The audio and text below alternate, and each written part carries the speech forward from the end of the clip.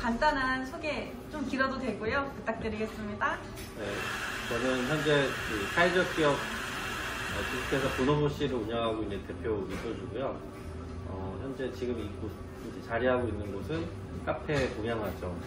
네, 전의 이름은 카페 그린이어로이고요. 그리고 요 옆에 그린이어로 소셜 키친, 그리고 또 좀 더 가면 당산골 소셜 키친 이렇게 운영하고 있으면서 이 당산골이라는 지역의 상인들과 함께 골목 상권을 좀 활성화하는데 사회적 기업들이랑 같이 활동하고 있는 중입니다. 그동안 물레동에서 진행해 오신 활동 이야기가 듣고 싶습니다. 이렇게 간단하게 얘기하기에는 15년 이상 되는 시간이어가지고 그래도 좀 소소하게 말씀드리면은 제가 2005년에 왔을 때는 이제 일러스트레이터로서 전업 작가로 활동을 하다가 이제 2008년부터 이제 그 예술의 사회적 활동 같은 것들에 이제 관심을 갖게 되면서 커뮤니티 아트라는 장르에 이제 진입을 하게 됐고 2009년에 그 사회복지사인 그 임채희 선생님이랑 같이 인연이 막 닿게 되면서 사회적 기업에 관심을 갖게 되고 예술가들과 함께 이제 지역사회 문제를 해결하면서 그러면서 문화예술이 어떤 사회적 역할이 확장되는 그런 것들을 이제 고민하면서 이제 활동을 하고 2010년에 이제 사회적 기업으로 가기 위한 보노보시는 이제 회사를 먼저 개인 사업자로 열고요. 그 뒤로 이제 물레동에서 구곡미술 프로젝트나 다양한 문화 프로그램들 하고 예술가들 간 커뮤니티 활동들을 하면서 이제 현재까지 오면서 이제 사회적 기업으로 이제 그 법인도 주식회사로 만들어서 지금 진행되고 있고 2015년에 이제 예비사회적 기업으로 되면서 계속적으로 이제 지역에서 벌어지는 어떤 다양한 사회 문제를 문화예술 형태로 해결하는 것들로 진행해 왔어요. 그래서 이제 물레 캠퍼스 이제 질문을 하실 것 같은데 물레 캠퍼스는 제가 이제 2016년에 보니까 예술가들이 약간 사기가 저하되는 좀 뭔가 우울감 같은 게 좀 만연하는 그런 시기였어요. 이유는 정확하게 모르겠지만 좀 희망이 없어 보이는 그런 부분들이 좀 캐치가 돼서 예술가들을 이제 찾아다니면서 특히 이제 사회적인 활동이 가능한 그래서 공방 그리고 주민들이나 이제 교육 프로그램이 가능한 그런 분들을 이제 만나면서 함께 이 프로그램들을 소개를 하고 교육 활동을 통해서 우리가 수익 활동도 하고 지역사회하고도 연결시켜보자 이런 것들을 처음 해보자고 했던 게 이제 물레 캠퍼스예요. 그래서 처음 이제 2016년에 20개 공간부터 시작을 해서 이제 차츰 줄어들기도 하고 늘어나면서 현재 이제 30개 공간이 네트워크 하고 있었다가 이제 코로나로 이제 좀 많이 어려워진 상태이긴 하고 현재는 지금 그 주민들 일상적인 프로그램보다는 이제 교육혁신지구 사업이랑 연결을 시켜서 아이들 요즘에 중학교 1학년들은 이제 자유학기제에서 자유학년제로 바뀌었잖아요. 그래서 그게 뭐냐면 이제 진로직업 체험을 하는 거거든요. 그래서 중학교 1학년 영등포의 그 학생들이 물레동의 공방들에 와서 연간 이제 코로나 이전에는 한 2,400명 정도가 진로직업 체험을 할 수 있게 프로그램을 기획하고 운영을 했었거든요. 그런 게 이제 물레 캠퍼스의 역할이고, 그 물레 캠퍼스 활동을 통해서 이제 그 예술가들의 공방에 오는 활동도 있지만 학교에 가는 프로그램도 있었거든요. 그래서 수치를 좀 계산해 보니까 연간 4,500명에서 5,500명 정도의 학생들이 이 물레동의 예술가들로 인해서 수혜를 받고 있더라고요. 이게 굉장히 그냥 인원수가 적어 보이지만 한 지역에서 지역 예술가들에게 학생들이 문화적 수혜를 받는 이런 활동들은 전 세계적으로도 별로 사례가 별로 없고 핀란드의 그 아난달러라고 헬싱키에 있는 곳에 그런 활동들이 있어서 되게 많이 답사도 가고 하는 곳인데 그거보다 더 좋은 사례를 하고 있었지 않나 이런 생각을 해요. 물레 캠퍼스는 그런 프로그램이고 현재는 많이 좀 축소됐지만 저희도 거점을 이쪽으로 옮기고 하지만 이제 그 물레동에 이제 남아있는 네트워크를 활용해서 현재도 지금 그런 프로그램들을 진행 중입니다. 많은 지역 중에 물레동을 선택하신 건 그 공간이 가지는 가치가 좀 컸다고 생각하는데 혹시 그 이유가 뭔지 좀 알 수 있을까요? 사실 제가 그 물레동을 선택을 했지만 반대로 이제 물레동이 저를 선택한 건 아닐까 이런 생각도 해요. 왜냐면 2005년에 이제 저는 원래 직장인이었거든요. 신문사에서 디자인하고 이제 사파를 그리던 사람이었는데 이제 전업 작가를 하려고 공간들을 좀 알아보고 있는 상태였는데 한 작가분이 내 작업실이 넓으니까 같이 쓰면 어떻겠냐고 제안을 했고 이제 작업실에 놀러 오라고 해서 방문을 했는데 저녁 시간이었어요.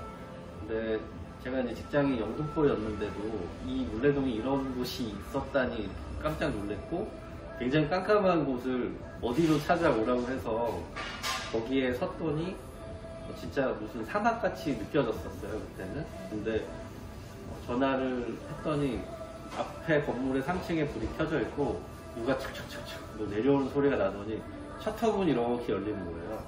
그러더니 소주씨 들어오세요 이러는 건데 그때 장면이 굉장히 잊혀지지가 않아요. 그러니까 이게 되게 무슨 경험인지 모르는 되게 생경한 경험을 하게 되면서 이게 되게 재밌다고 느껴졌어요. 그러니까 또 상대적으로 여성분들이나 이런 좀 분들은 물레동이 굉장히 무섭다 이렇게 느껴지는 곳이었는데 저는 이렇게 서울이라는 도시만에서 이렇게 조용하고 여백이 있다니 라고 하면서 조금만 한 10분만 지하철 타고 나가면 진짜 번잡스러운 홍대가 있는데 이런 곳이 있다니 하는 그런 반대적인 어떤 생각을 하면서 되게 매력적으로 느꼈어요. 그게 이제 2005년에 입주하게 됐고 그러면서 이제 물레동에 꼭 있으려고 계획적으로 있었던 시작이 아니라 이거 뭐야 이렇게 시작된 게 이제 제가 30살 때 정확하게 30살 때 한국 나이로 물레동에 입주를 한 거거든요. 근데 이제 30대가 넘어서 이제 청년에서 이제 중년으로 넘어가는 시간을 물레동에서 이제 다양하게 소공인분들, 예술가분들, 지역사회와 이제 이 지역에서 이제 그 봉사하는 어떤 사람들과의 관계들 이런 것들을 이제 보면서 좀 성장한 상태여가지고 어떻게 보면은 물레동이라는 지역에 우연히 제가 정착했지만 저를 되게 성장시키게 해준 어떤 지역적 토대가 또 물레동이 아닐까 해서 제가 선택한 게 아니라 물레동이 저를 선택한 느낌도 없지 않아 있어요. 네, 아무튼 그런 경험들이 있습니다. 또 한 가지 궁금한 게 그 예술가들이 물레동에 들어오면서 그 물레동에 생긴 혹시 변화나 영향 같은 게 있을까요? 네, 저는 이제 물레동이라는 곳이 이제 세월이 만들어낸 굉장히 열심히 살았던 사람들의 흔적이 가득한 굉장히 매력적인 곳이라고 생각을 했거든요. 그래서 근데 이제 사람들은 자꾸 이 지역이 쓸모를 다했다라는 관점으로 재개발이나 이렇게만 돈으로만 환산하는 가치로 자꾸 이제 접근하는 게 불편했었어요. 그래서 이런 가치들을 좀 더 높였으면 좋겠다 이렇게 생각을 해서 그렇게 시작된 게 이제 업그레이드, 그러니까 업사이클링이라고 하죠. 그런 작업들도 하게 되고 저희 프로그램들이 그래서 대부분 되게 업사이클링을 접근한 환경을 생각하는 이런 것들을 많이 하게 됐어요. 그러면서 이 지역에 대한 매력을 좀 더 사람들한테 알리고 싶다. 또 이 가치에 대한 관점을 알게 하고 싶다, 확산하고 싶다 이런 생각을 하면서 이제 그러기 위해서는 예술가들이 이 지역에 대한 애정이나 관점이 가져야 되잖아요. 그래서 일단 그걸 하기 전에 저도 성장하는 과정이었으니까 근데 이 지역에서 계속적으로 오래 살고 싶었어요. 그래서 이제 일상에서 사람들이 그 뭔가 더 추구하고 꿈을 꾸고 싶지만 이제 무섭고 두렵기 때문에 뭔가 포기가 안 돼서 이제 답답하지만 거기에 머무는 상태가 되게 많다고 생각을 했어요.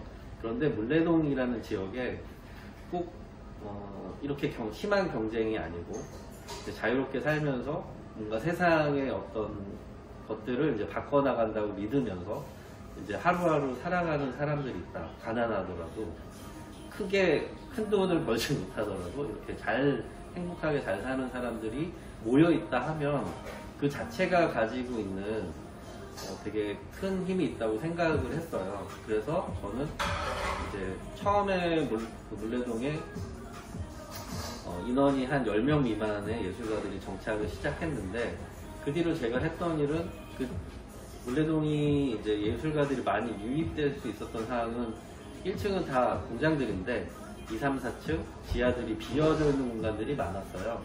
그래서 이 공간들을 찾아서 괜찮은 분들이 물레동에 궁금해하면 입주를 시키는데 굉장히 볼런티어 활동을 했어요. 그래서 한 분, 좋은 분들이죠. 제가 생각할 때 좋은 예술가들이 한 분 한 분 이렇게 정착을 하면서 이웃이 되고 그 이웃들과 함께 문화예술적인 활동들을 하게 되면서 이제 지역이 철공소여서 이제 재개발하려고 했는데 여기 이 철공소에 문화예술이 붙으니까 되게 좀 매력이 있는데 이런 생각들이 확산이 되면서 이제 사회적으로 도시재생이라는 개념에서 문화예술을 접목한 접근이 한국의 사례로서 자연발생적으로 물레동이라는 곳에 대한 관점이 생기기 시작했어요. 그래서 이제 이런 문화예술이나 이런 도시학적으로도 물레동이 굉장히 관심이 많이 갖게 되고 그래서 논문이나 이런 것도 많이 나오게 됐어요.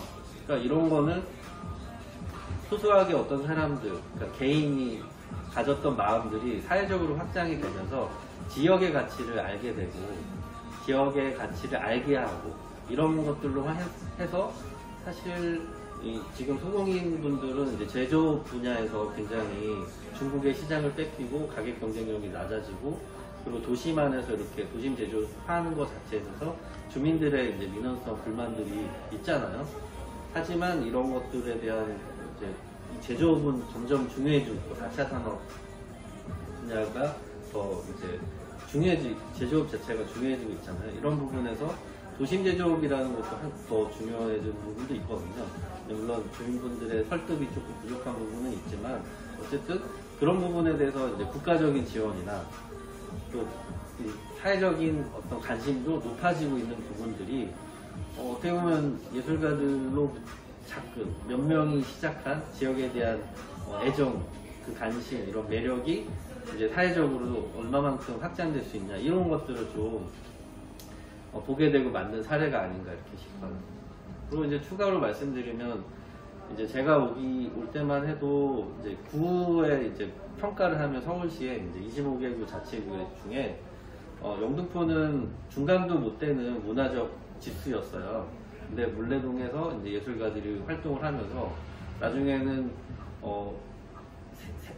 세 번째 손가락까지 들어가는 그런 문화적인 성과를 보여줬고 지금은 예술 문화 정책을 하게 되면 서울에서 꼭 영등포가 껴요. 왜냐면 물레동이 있기 때문에. 그만큼 이제 몇몇에서 시작했던 파급이 이제 서울에서 영등포의 물레동은 문화적으로 굉장히 중요한 곳이 되었다. 이런 게 이제 그런 변화의 모습이라고 생각할 수 있을 것 같아요. 너무 길었나요? 좋아요. 물레 창작촌의 그 매력적인 요소가 예술가의 작업실 그리고 철광소가 함께 공존하고 있다는 것 같아요. 이런 공존이 어떻게 생겨났고 또 어떤 의미를 가지는지도 알고 싶어요. 그 사실은 공존이라기보다는 좀 약간 불편하게 얘기 드리면 좀 기생하는 느낌이 더 많다고 생각해요. 왜냐면 이제 지역에서 이제 소공인 분들이 한 1,300 50개 업체 정도가 있고, 이제 예술가 공간들은 이제 지금 얘기할 때 개체수로 봤을 때는 한 150 공간 정도 얘기를 하거든요. 그러면 상대적으로 봤을 때 10분의 1 정도밖에 안 돼요. 뭐 상업 공간이랑 이런 데가 한 300곳, 400곳 이렇게 되고, 그러니까 수치상으로 봤을 때 비교가 안 되죠. 그러니까 공존한다고 보기에 어렵다. 네. 그러니까 기생한다가 더 적합하고, 1층에 이제 소공인분들이 이렇게 작업장에서 열심히 정말 어떻게 보면은 개인의 가장으로서, 단 가족의 가장으로서 이렇게 일을 하고 계시겠지만, 사실 자연스럽게 사회적인 어떤 근간 뿌리 산업이라고 하거든요. 이 물레동의 소공인분들은 뿌리를 책임지고 있는 부분이에요. 근데 그 부분에서 이제 물레동의 어떤 소공인분들이 포기하고 약해지면 사실 한국의 뿌리 산업이 없어지는 거거든요. 그러니까 그렇게 튼튼하게 이제 뿌리를 내리고 계시니까 지금 점점 약해져서 안타깝지만, 근데 뿌리를 잘 내리고 있기 때문에 이제 공장들 근처에는 뭐랄까 사무실 내기가 좀 그렇잖아요. 그리고 빈 공간들이 많이 생겼고, 예전에 이제 물레동에 그 근간하는 서비스 사업 같은 게 뭐 다방이나 이런 게 되게 많았어요. 근데 그런 공간들이 이제 산업이 축소되다 보니까 이제 나가게 되면서 비어진 공간에, 근데 이 비어진 공간이 입주가 잘 안 되는 어떤 상황이죠. 왜냐하면 좀 시설적으로나 뭐 주차 공간이나 이제 분진이나 이런 것들이 있으니까. 근데 이런 공간에 예술가들이 딱 저렴하니까, 지금은 전혀 저렴하지 않지만 입주하게 된 거죠. 그러니까 이제 자연스럽게 뭐 공존이라는 말이 저는 좀 부담스럽다 이렇게 생각해요. 이분들이 잘 계셔주셔서 거기에 이렇게 덕분에 잘 붙어 있었다 이렇게 할 수 있을 것 같아요. 뭐 그렇게 표현이 될까요? 대표님의 주 활동지가 물레동에서 당산골로 변경됐다고 들었습니다. 네. 이곳에서의 활동 이야기를 좀 듣고 싶어요. 네, 제가 이제 물레동에서 이제 16년 활동하면서 이제 어쨌든 지역에 정착하면서 이제 의미상 버려지려는, 지금 만약에 그렇게 버려졌다면 아파트로 새롭게 태어났겠죠. 근데 그렇게 지금 현재 모습으로 이제 있게 됐는데, 근데 어쨌든 굉장히 큰 의미를 만들어서 그게 사회적으로 이제 확장되는데 일부 기여를 했다고 볼 수 있을 것 같고, 그런데 이제 그런 활동으로 인해서 부작용은 없었을까 이렇게 생각을 해봤을 때 이제 충분히 매력적으로 만들었더니 사실 상업적인 매력도 높아진 거죠. 그런 부분에서는 막을 힘이 없고 개선할 여력도 없고, 그런 것들은 되게 반 그리고 이제 커뮤니티, 지역사회 커뮤니티들이 잘 협력이 돼야지 만들어지는 것 같은데, 근데 이제 그런 관점에서 봤을 때 굉장히 놓치는 것들이 많더라고요. 뭐냐면 이제 지역사회와의 이제 커뮤니케이션 부분들에서 약했던 거, 그리고 그 중에 이제 더불어서 이제 이 건물을 소유하고 있는 건물주와의 커뮤니케이션, 이런 부분을 좀 상대적으로 좀 놓치고 있는 부분들이 있었고, 그리고 이제 사실 그 지역사회가 장기적으로 오랫동안 이제 그 매력을 유지를 시키려면 거기에 정착해서 핵심 정체성을 가지고 있는 이 그룹들을, 그분들을 지역의 주체로서 잘 있게끔 하는 그런 정책들이나 체계들이 있어야지만 오랫동안 있고 안정되고 더 큰 매력을 만들 수 있지 않을까 이런 생각을 했어요. 그래서 물레동은 봤을 때 이제 어떻게 보면 좀 티핑 포인트를 넘은 듯한, 제가 이제 어떤 활동을 해도 더 이상 아무 변화를 못 만들 것 같은 이런 좀 한편으로는 자괴감이 있었고, 물론 대신에 이제 지역계 소공인분들이 주체가 돼서 활동하는 부분은 뭐 제가 만든 건 아니지만 사회적으로 그런 인지들이 되면서 소공인 지역들이 체계로 요청으로 이루어지면서 그런 어떤 지킬 수 있는 부분들이 만들어졌거든요. 그러니까 이제 좀 한편으로는 안심 이렇게 되면서 이제 불만족과 만족들이 공존하면서 그럼 다음은 뭘 할까 했을 때 이제 더 이상 물레동에서 할 일은 없고 그러면 이제 어디 가서 뭘 할지 이렇게 생각을 했을 때 제가 이제 그렸던 그림 중에 물레동이 생겨서 물레동이라는 곳에서 예술가들로 비롯해서 시작된 문화예술 어떤 네트워크의 힘이 있었기 때문에 영등포가 생겼고 그 영향을 받아서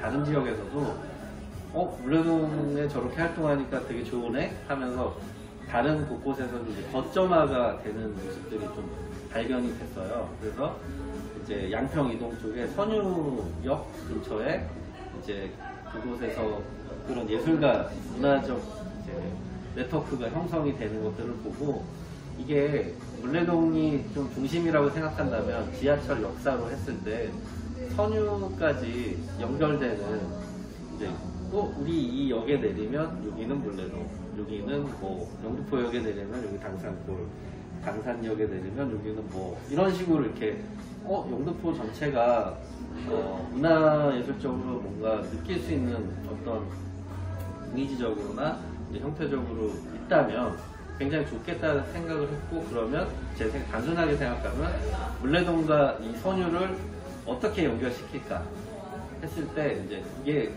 문화 벨트, 영등포의 이런 것들을 이제 그림을 그리면서 그러면 내가 물레동을 벗어나서 그러니까 물레동에서 자연스럽게 활동했던 것들 때문에 물레동이 이렇게 커뮤니티화가 됐다면 내가 거점으로 옮기고 여기서 또 열심히 이렇게 즐겁게 살아갈 수 있는 어떤 토대를 만든다면 이게 또 영역 확장이 될 테니까 그리고 이제 물레동에서 어떤 맛봤던 불만족감, 실패감과 또 이제 성공을 했다면 그걸 더 성공시킬 수 있는 이런 것들을 다음 지역에서 해보자 하면서 이제 선택한 곳이 이 당산동 이 지역이고 이제 영등포역 물레역에서 영등포역 한정거장만 오면 되는 곳이고 이래서 여기는 이제 나쁜 카페가 되게 즐비했던 곳이고 이곳이 구청 바로 앞이고 굉장히 더블 역세권이라고 하는 입지적으로 굉장히 좋은 곳인데도 불구하고 굉장히 슬럼화되고 있는 곳이어서 어떻게 보면 물레동하고 좀 비슷한 입지라고 볼 수도 있을 것 같아요. 물론 훨씬 매력은 떨어져요 이곳이. 하지만 이제 만약에 이런 곳이 더 매력이 생긴다면 이게 전체적으로 영등포 지역에 갔을 때는 또 좋은 일이 아닐까 이렇게 생각을 하면서 여기는 첨가물 시장이 있더라고요. 근데 이 주민분들은 별로 좋아하진 않더라고요. 왜냐면 통행에 방해가 되고 도매를 많이 하시다 보니까 트럭을 많이 대고 이러는데 저는 물레동이 굉장히 주민들한테 각광받던 곳이 아니잖아요. 100명이면 100이 다 싫어했어요. 근데 지금은 100명 중에 한 50명만 싫어하고 50명은 좋아하는, 그래서 좋아하는 마음과 싫어하는 마음이 공존된, 그래서 되게 뭔가 헷갈리는 마음을 가지게 된 곳이었다면, 이게 사실 매력은 그런 데서 나오는 게 뻔한 거에서는 매력이 없잖아요. 그래서 이 첨가물 시장은 불편하고 그런 곳이지만 확실한 정체성이 있다는 거죠. 정체성은 그 특징을 만들어내기가 되게 어려운 건데 자연스럽게 가지고 있으니까 일부러 여기서 뭘 만들어내려면 굉장히 어려운 건데 저 첨가물 시장의 정체성을 잘 가져가서 활용을 한다면 보다 쉽게 이 지역이 특징화가 되고, 그래서 여기 상권이 슬럼화 되는 것을 막아내면서 골목 상권이 활성화가 되고, 그리고 이 지역은 이제 과거에 비해서 옛날 집들이 많았던 곳에서 이제 여기는 빌라나 오피스텔이 많이 생기게 되면서 이제 주거민의 형태가 바뀌었어요. 그리고 한 2년 정도 거주하다가 이렇게 빨리 순환되는 곳으로 이제 바뀌고 있는데, 여기서 사는 사람들이 조금이라도 더 정주의식을 느끼고 내가 살았던 곳이 싫지 않게 되고, 그래서 이사 다녔는데 그 지역은 좋았어라고 느낄 수 있는 그런 곳으로 바꾸고 싶다는 생각이 좀 들었어요. 그래서 이 지역에 진짜 황량한 골목이었는데 지금 이런 카페가 생기게 되고 불을 밝히고 일부러 저희 기후이기를 대학에서는 이제 불을 꺼놓고 다녀야 되지만 기후이기를 누가 잘 하겠지 생각하면서 어쨌든 이 주민분들이 걸어 다닐 때 좀 더 안심되고 따뜻함을 느끼는 걸 먼저 해서 이제 LED니까 전기세 너무 안 나오니까 조금밖에 안 나오니까 불을 켜두고 이렇게 정감 있게 하는 동네를 이제 만들고 있어요. 그래서 과일등도 주민들하고 같이 만들고 이런 활동들을 이제 하는 곳입니다. 그런 부분에서 이제 물레동에서 강산동 지역의 뭐 간단하게 얘기하면 확장이라고 볼 수 있을 것 같아요. 강성구의 변화도 많이 기대가 되는데요. 혹시 대표님이 생각하시는 향후 계획 그런 게 있으신지 궁금합니다.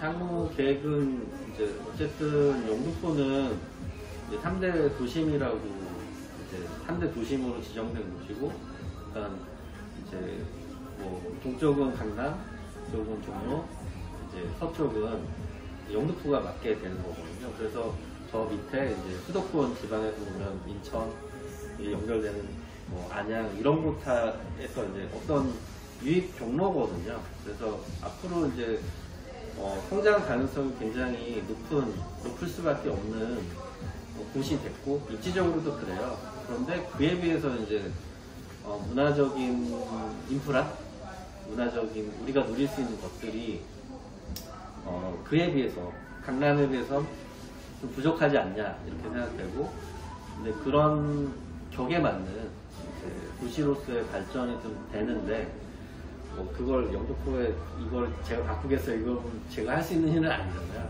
대신 그런 것들이 동네에서 우리 당산골이라는 그런 골목에서도 그런 수준이 나올 수 있는 그런 이제 살기 좋다 이럴 수 있는 곳으로 만드는데 작은 한 파트를 맡아서 이곳에서 이제 여기 동네에 있는 같이 활동하는 사회적 기업들, 상인분들, 지역 주민들하고